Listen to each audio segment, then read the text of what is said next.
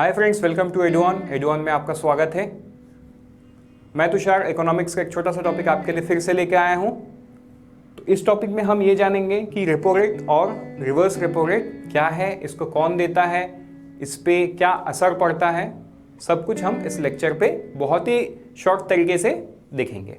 तो चलिए शुरू करते हैं। सबसे पहले रेपो रेट और पॉलिसी रेट को समझने से पहले हम छोटे से एक कॉन्सेप्ट को समझते हैं। सपोज करो कि इसका नाम है राम।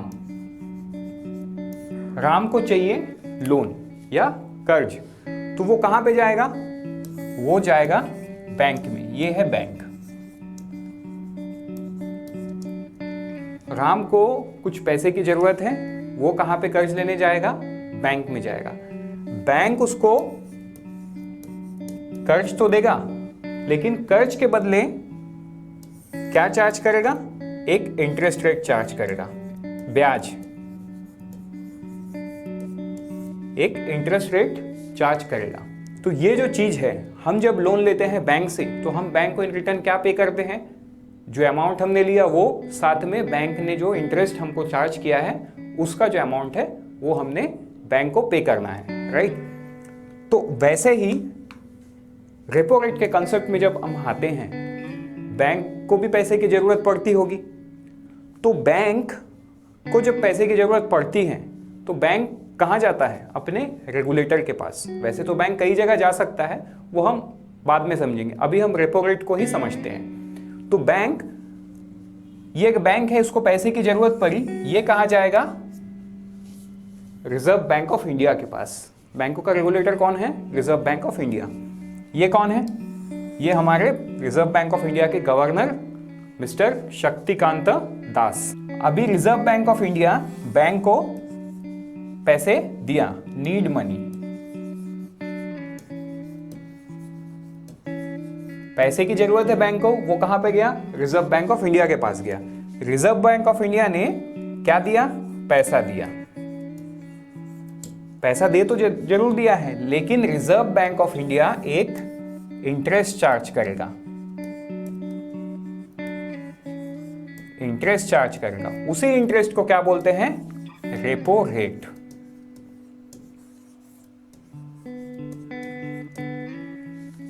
उस इंटरेस्ट को क्या बोलते हैं? Repo rate. बहुत सिंपल है ना? तो फिर से एक बार रिपीट कर देता हूं। जब बैंकों को पैसे की जरूरत पड़ती है, वो अपने रेगुलेटर यानी कि रिजर्व बैंक ऑफ इंडिया के पास जाता है पैसों के लिए। रिजर्व बैंक ऑफ इंडिया उसको पैसा देता है, दे के जो इंटरेस्ट चार्ज करता है उसको एक्चुअली में हम इंटरेस्ट नहीं बोलते हैं, हम क्या बोलते हैं? Repo rate. हिंदी में भी वो क्या है? Repo rate. आ गया समझ में? अभी हम आगे बढ़ते हैं। आगे क्या है? रेपो रेट का असर, इफेक्ट्स ऑफ रेपो रेट। अभी देखो, रिजर्व बैंक ऑफ इंडिया तो एक सर्टेन परसेंटेज इंटरेस्ट में चार्ज करेगा, 3%, 4%, 5%, 6%। बट ये जब परसेंटेज ऊपर नीचे होता है तो उसका एक इफेक्ट ओवरऑल इकोनॉमी में दिखता है, क्योंकि बैंक तो थोड़े से अमाउंट मांगने के लिए नहीं जाएगा, हजारों करोड़ अरबों में पैसा मांगने जाता है रिजर्व बैंक के पास। तो हम एक छोटा सा एग्जांपल से समझते हैं। जो रेपो रेट है, वो रेपो रेट का जो परसेंटेज है वो हमारे लाइफ को किस प्रकार इफेक्ट करता है। राम, इसको क्या है? 100 रुपीज का जरूरत है। 100 रुपीज, ठीक है? राम को 100 रुपीज का जरूरत है, बैंक के पास नहीं है। बैंक बोल रहा है कि मेरे को 3% प्रॉफिट तो चाहिए ही। तो बैंक गया आरबीआई के पास, आरबीआई से 100 रुपए मांगा। 100 रुपए मांगा, कितने परसेंट पे? आरबीआई पहले से बोल रहा है मेरा तो जो रेपो रेट है वो 4% है, आप कितना भी पैसा लो, 4% है। तो बैंक यहां से 100 रुपए लेके गया। किससे? रिजर्व बैंक ऑफ इंडिया ने दिया कितना? 100 रुपीज बैंक को दिया। बैंक इन रिटर्न कितना देगा? बैंक इन रिटर्न 104 रुपए देगा, ठीक है? और यही 100 रुपए राम को बैंक ने दिया। लेकिन जो राम है वो रिटर्न कितना करेगा बैंक को? 107 रुपए। 107 रुपए। तो बैंक का प्रॉफिट यहां पे कितना हुआ? 3 रुपए। तो अभी एक चीज समझो, जब रेपो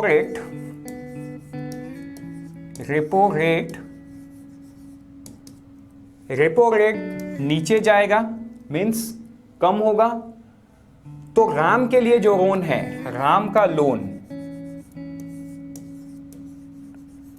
क्या होगा?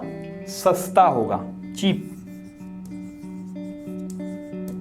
और राम का लोन जब सस्ता होगा तो राम के पास पैसा खर्चा करने के लिए ज्यादा होगा, मींस राम का जो परचेसिंग पावर है वो ज्यादा रहेगा, क्योंकि उसको कम पैसे रिटर्न करने हैं एज ए इंटरेस्ट बैंक को। तो रेपो रेट जब हाई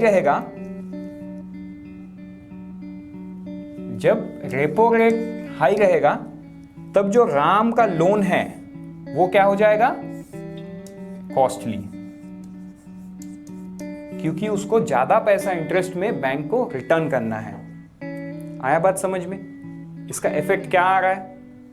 अभी नेक्स्ट वाले स्लाइड पे जाते हैं और देखते हैं रिवर्स रेपो रेट क्या है। रिवर्स रेपो रेट, जैसा कि रेपो रेट है, रेपो रेट पे क्या होता है? बैंक को जब पैसे की जरूरत पड़ती है आरबीआई के पास जाता है। रिवर्स रेपो रेट में उसका उल्टा होता है। रिवर्स रेपो रेट में क्या होता है? आरबीआई को जब पैसे की जरूरत पड़ती है तो बैंक के पास जाता है। अब सवाल यह है कि आरबीआई तो पैसा खुद छापता है, तो आरबीआई को पैसे की जरूरत क्यों पड़ती है, राइट? तो देखो यहां पे एक छोटा सा कॉन्सेप्ट आएगा मॉनेटरी पॉलिसी या मौद्रिक नीति का। जब बाजार में, मींस ओवरऑल इकोनॉमी में पैसा का सप्लाई, मनी सप्लाई बहुत ज्यादा हो जाता है, मींस बैंक के पास बहुत सारा फंड्स अवेलेबल होता है। ठीक है, बैंक के पास जब बहुत सारा फंड्स अवेलेबल होता है तब महंगाई बढ़ जाने का चांस ज्यादा होता है, क्योंकि बैंक अपने पास पैसा रख के तो कमा नहीं सकती ना। इट्स लाइक हमारे पास, मेरे पास, आपके पास अगर कुछ एक्स्ट्रा पैसे बचे हैं सेविंग्स में, तो हम क्या करते हैं? हम जाके उसको बैंक में डाल देते हैं, राइट? क्यों? क्योंकि हमको वहां से तो कुछ इंटरेस्ट आएगा। हम तो घर पे रखेंगे तो वो पैसा का एज इट इज रहेगा। हम बैंक में इसलिए डालते हैं, सेविंग अकाउंट में डाले, फिक्स डिपॉजिट करे, ये सोच के कि कुछ तो पैसा आएगा। 100 रुपए डालेंगे तो 102 रुपए तो मिलेगा मेरे को 6 महीने बाद या 1 साल बाद, ये सोच के तो डालते हैं। तो वैसे ही जब बैंक अपने पास पैसा रखा हुआ है तो वो बैंक के लिए लॉस है। तो बैंक क्या करता है? ढूंढता है ये पैसा मैं किसको लोन में दे दूं या कहां मैं इन्वेस्ट कर दूं। ठीक है, बट जब मार्केट में किसी को लोन की जरूरत है भी नहीं और कहीं इन्वेस्ट भी नहीं कर सकता, तब क्या करता है बैंक? उस पैसे को आरबीआई को दे देता है। क्या करता है? आरबीआई को दे देता है। देखो ये दो तरीके का कॉन्सेप्ट है। जब बैंक के पास लोन लेने के लिए कोई नहीं जाएगा, एक एग्जाम्पल के तौर पे, छोटे एग्जाम्पल के तौर पे समझो, किसी को लोन की जरूरत नहीं है तो बैंक के पास स्वाभाविक है कि कोई नहीं जाएगा लोन लेने के लिए, बट बैंक के पास तो ऑलरेडी पैसा है। अब बैंक के पास अगर पैसा आइडल है, मीन्स अपने पास बैठा हुआ है, वो कहीं पे लोन पे नहीं दे पा रहा है या इन्वेस्ट नहीं कर पा रहा है, तो वो लॉस है बैंक के लिए और बैंक अपना लॉस नहीं करना चाहता।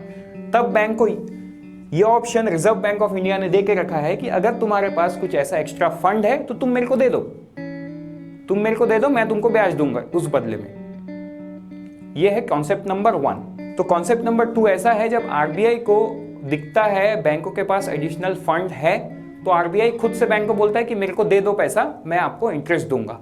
तो वो जो इंटरेस्ट है उसी को बोलते हैं रिवर्स रेपो रेट।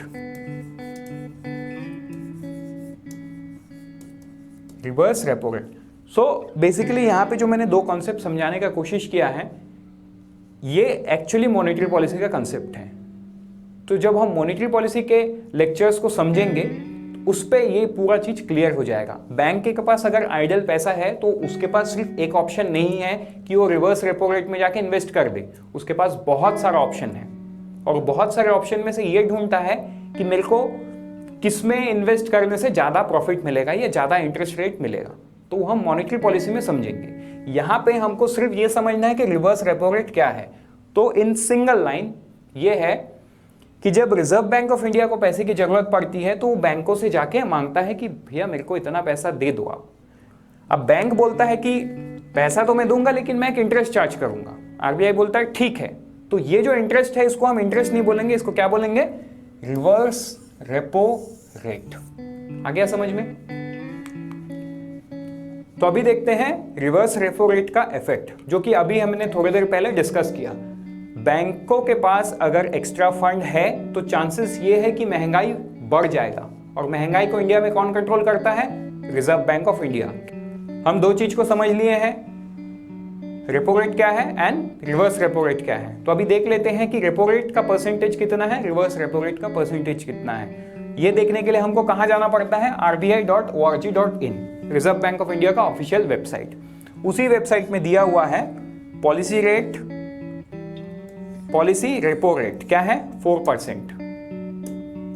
क्या है? 4%। रिवर्स रेपो रेट कितना है? 3.35%। इसका मतलब जब बैंक को पैसे की जरूरत होगी, आरबीआई से जब वो पैसा लेगा तो वो इन रिटर्न आरबीआई को 4% पे करेगा। बट जब इसका उल्टा होगा, रिवर्स होगा, जब आरबीआई को पैसे की जरूरत पड़ेगी और वो आरबीआई बैंक से लेगा, तब आरबीआई 3.35% पे किसको करेगा? बैंक को, जो रिवर्स रेपो रेट है वो। क्लियर हो गया? अब हम आगे देखते हैं। एक छोटा सा रिवीजन हम लेक्चर खत्म करने से पहले 1 मिनट में पूरा कर लेते हैं। वो है रेपो रेट क्या है? Repo rate RBI to bank. Reserve bank of India loan किसको देता है? बैंक को देता है। एट प्रेजेंट कितने में दे रहा है? 4% में दे रहा है। ठीक है। रिवर्स रेपो रेट क्या है? बैंक लोन दे रहा है किसको? रिजर्व बैंक ऑफ इंडिया को। इस बदले में reserve bank of India bank को कितना पे कर रहा है? 3.35%। आया समझ में? क्लियर? इसमें और भी चीज थोड़ा सा बाकी है। अब सवाल यह है कि आरबीआई बैंक को लोन कितने में दे रहा है? 4% में। तो पहला सवाल है कि ऐसा होता क्यों है? शॉर्ट में मैंने तो बता दिया क्यों करते हैं ऐसे, लेकिन इसका और भी ब्रॉड कंसेप्ट है क्यों, और ये होता कैसे है? How does that happen? ऐसा तो नहीं कि आरबीआई का जो चेयरमैन है वो सूटकेस लेके बैग लेके रिजर्व बैंक ऑफ इंडिया पहुंच गया, गवर्नर साहब मेरे को इतना पैसा चाहिए, ऐसा तो नहीं होता है ना। तो ये होता कैसे है? How does that happen? ठीक, उसको हम मॉनेटरी पॉलिसी के वीडियो में देखेंगे। सेम चीज रिवर्स रेपो रेट के लिए, बैंक किसको देता है लोन? आरबीआई को देता है। आरबीआई बदले में 3.35% बैंक को पे करता है। वहां पे भी सेम, ऐसा बैंक क्यों करता है, ऐसा आरबीआई क्यों करता है और कैसे करता है, ये सारी चीजें हम इसी के नेक्स्ट लेक्चर मॉनेटरी पॉलिसी उस पे देखेंगे। तो आज के लिए इतना ही। Thank you so much.